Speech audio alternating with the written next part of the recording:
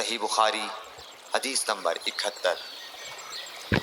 رسول اللہ صلی اللہ علیہ وسلم نے فرمایا، جس شخص کے ساتھ اللہ تعالی بھلائی کا ارادہ کرے اسے دین کی سمجھ عنایت فرما دیتا ہے، اور میں تو محض تقسیم کرنے والا ہوں، دینے والا تو اللہ ہی ہے، اور یہ امت ہمیشہ اللہ کے حکم پر قائم رہے گی، اور جو شخص ان کی مخالفت کرے گا انہیں نقصان نہیں پہنچا سکے گا یہاں تک کہ اللہ کا حکم قیامت آ جائے اور یہ عالم فنا ہو جائے۔ صحیح بخاری حدیث نمبر 72۔ عبداللہ بن عمر رضی اللہ تعالی عنہ کہتے تھے کہ ہم رسول اللہ صلی اللہ علیہ وسلم کی خدمت میں حاضر تھے کہ آپ صلی اللہ علیہ وسلم کے پاس کھجور کا ایک گابھا لایا گیا۔ اسے دیکھ کر آپ نے فرمایا کہ درختوں میں ایک درخت ایسا ہے اس کی مثال مسلمان کی طرح ہے۔ ابن عمر کہتے ہیں کہ یہ سن کر میں نے ارادہ کیا کہ عرض کروں کہ وہ درخت کھجور کا ہے، مگر چونکہ میں سب میں چھوٹا تھا اس لیے خاموش رہا۔ پھر رسول اللہ صلی اللہ علیہ وسلم نے خود ہی فرمایا کہ وہ کھجور ہے۔ صحیح بخاری حدیث نمبر 73۔ رسول اللہ صلی اللہ علیہ وسلم کا ارشاد ہے کہ حسد صرف دو باتوں میں جائز ہے، ایک تو اس شخص کے بارے میں جسے اللہ نے دولت دی ہو اور وہ اس دولت کو راہ حق میں خرچ کرنے پر بھی قدرت رکھتا ہو، اور ایک اس شخص کے بارے میں جسے اللہ نے حکمت کی دولت سے نوازا ہو اور وہ اس کے ذریعے سے فیصلہ کرتا ہو اور لوگوں کو اس حکمت کی تعلیم دیتا ہو۔ صحیح بخاری حدیث نمبر 74۔ رسول اللہ صلی اللہ علیہ وآلہ وسلم نے فرمایا، ایک دن حضرت موسیٰ علیہ السلام بنی اسرائیل کی ایک جماعت میں بیٹھے ہوئے تھے کہ اتنے میں ایک شخص آیا اور اس نے آپ سے پوچھا، کیا آپ جانتے ہیں کہ دنیا میں کوئی آپ سے بڑھ کر عالم موجود ہے؟ حضرت موسیٰ علیہ السلام نے فرمایا، نہیں۔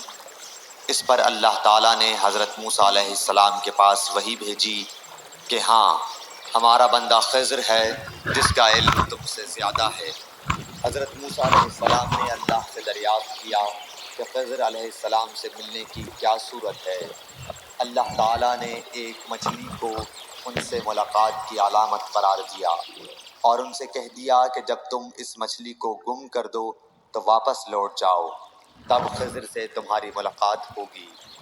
تب موسیٰ علیہ السلام چلے اور دریا میں مچھلی کی علامت تلاش کرتے رہے۔ اس وقت ان کے ساتھی نے کہا، جب ہم پتھر کے پاس تھے کیا آپ نے دیکھا تھا؟ میں اس وقت مچھلی کا کہنا بھول گیا اور شیطان ہی نے مجھے اس کا ذکر بھلا دیا۔ موسیٰ علیہ السلام نے کہا، اسی مقام کی ہمیں تلاش تھی۔ تب وہ اپنے نشانات قدم پر پچھلے پاؤں باتیں کرتے ہوئے لوٹے۔ وہاں انہوں نے خضر علیہ السلام کو پایا۔ پھر ان کا وہی قصہ ہے جو اللہ نے اپنی کتاب قرآن میں بیان کیا ہے۔ صحیح بخاری حدیث نمبر 75۔ حضرت ابن عباس رضی اللہ تعالی عنہ نے فرمایا کہ ایک مرتبہ رسول اللہ صلی اللہ علیہ وآلہ وسلم نے مجھے سینے سے لگا لیا اور دعا دیتے ہوئے فرمایا کہ اے اللہ اسے علم کتاب قرآن عطا فرمائیو۔ صحیح بخاری حدیث نمبر 76۔ عبداللہ بن عباس رضی اللہ تعالی عنہ نے فرمایا کہ میں ایک مرتبہ گدھی پر سوار ہو کر چلا۔ اس زمانے میں میں بلوغ کے قریب تھا۔ رسول اللہ صلی اللہ علیہ وسلم منی میں نماز پڑھ رہے تھے اور آپ کے سامنے دیوار کی آڑ نہ تھی، تو میں بعض صفوں کے سامنے سے گزرا اور گدھی کو چھوڑ دیا۔ وہ چرنے لگی جبکہ میں صف میں شامل ہو گیا، مگر کسی نے مجھے اس بات پر ٹوکا نہیں۔ صحیح بخاری حدیث نمبر 77۔ محمود بن ربی فرماتے ہیں کہ مجھے یاد ہے کہ ایک مرتبہ رسول اللہ صلی اللہ علیہ وسلم نے ایک ڈول سے منہ میں پانی لے کر میرے چہرے پر کلی فرمائی اور میں اس وقت 5 سال کا تھا۔ صحیح بخاری حدیث نمبر 78۔ حضور اکرم صلی اللہ علیہ وآلہ وسلم نے فرمایا کہ ایک بار حضرت موسیٰ علیہ السلام بنی اسرائیل کی ایک جماعت میں تھے کہ اتنے میں ایک شخص آیا اور کہنے لگا، کیا آپ جانتے ہیں کہ دنیا میں آپ سے بھی بڑھ کر کوئی عالم موجود ہے؟ حضرت موسیٰ علیہ السلام نے فرمایا کہ نہیں۔ تب اللہ تعالیٰ نے حضرت موسیٰ علیہ السلام پر وحی نازل کی کہ ہاں، ہمارا بندہ خضر علم میں تم سے بڑھ کر ہے۔ تو حضرت موسیٰ علیہ السلام نے ان سے ملنے کی راہ دریافت کی۔ اس وقت اللہ تعالیٰ نے ان سے ملاقات کے لیے مچھلی کو نشانی قرار دیا اور ان سے کہہ دیا کہ جب تم مچھلی کو نہ پاؤ تو لوٹ جانا، تم خضر سے ملاقات کر لوگے۔ حضرت موسیٰ علیہ السلام دریا میں مچھلی کے نشان کا انتظار کرتے رہے۔ تب ان کے خادم نے ان سے کہا، کیا آپ نے دیکھا تھا کہ جب ہم پتھر کے پاس تھے تو میں وہاں مچھلی بھول گیا اور مجھے شیطان ہی نے غافل کر دیا؟ حضرت موسیٰ علیہ السلام نے کہا کہ ہم اسی مقام کے تو متلاشی تھے۔